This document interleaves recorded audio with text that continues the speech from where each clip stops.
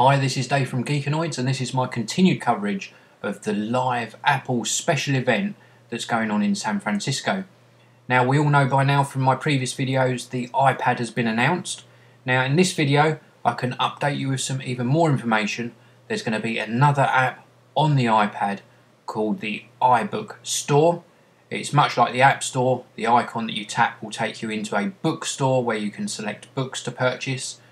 No fine details yet on pricing, but from some of the screenshots you're looking at $7.99 up to about $15. Then Phil Schiller has taken to the stage with a surprise announcement actually for the iPad, and that is the iWork suite of applications. That's Numbers, Keynote and Pages, all available for the iPad.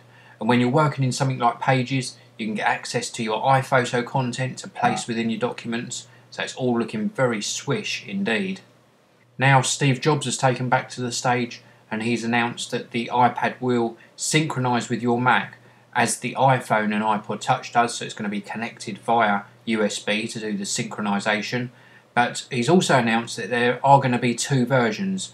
Every iPad is going to have Wi-Fi, but there are going to be some versions of the iPad that have Wi-Fi and 3G connectivity. Now with that 3G connectivity, you're obviously going to have a data plan. In the US, it's going to be AT&T. $14.99 a month will get you 250 megabytes of data, and if you want unlimited data, it's going to cost you just under $30 a month. So I'm not sure how that's going to translate at the moment into UK pricing or what carrier will be handling in the UK. My guess is it'll probably be O2, but I'll bring you that news in a future video update. Also worth noting that the iPad uses the new GSM micro SIM, so obviously some sort of embedded SIM card perhaps that isn't removable from the device. But again, once more news about this filters through, I will bring you further updates. Now some updates on pricing for you, and this is wicked news. This is really exciting stuff from Apple. I was right in saying that there are two versions announced.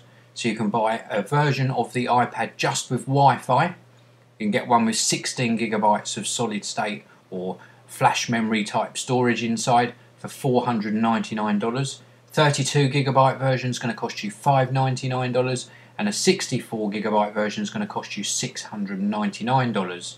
Now if you want to add 3G into the equation, so you've got an iPad with both Wi-Fi and 3G, it's going to cost you $629 for the 16 gigabyte version, $729 for the 32 gigabyte version, and $829 for the 64 gigabyte version.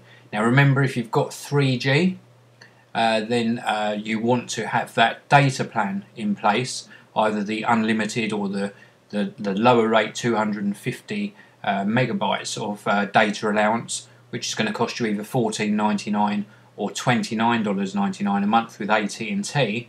Worth noting though, if you take out that data plan, you're paying for the device up front, so you're not being subsidised in any way, so you can cancel that data plan with AT&T at any time. There's no contractual agreement to them.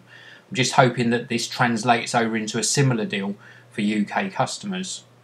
The Wi-Fi models are going to be available in 60 days, so you're looking at probably the end of March for the Wi-Fi version, and then you're looking at the end of April, say 90 days, for the version that contains both the Wi-Fi and 3G connectivity. So you've got a couple of months to save your pennies and pounds to buy one of the new Apple iPads. And now the final announcement regarding the iPad is a new sort of dock for it, and the dock sits on the back of what looks like Apple's compact keyboard and allows you to stand the iPad in an upright position and use a keyboard with it to allow you for typing and browsing the web, making it an easier experience. So nice to see that Apple haven't tied you in to simply using the touch interface.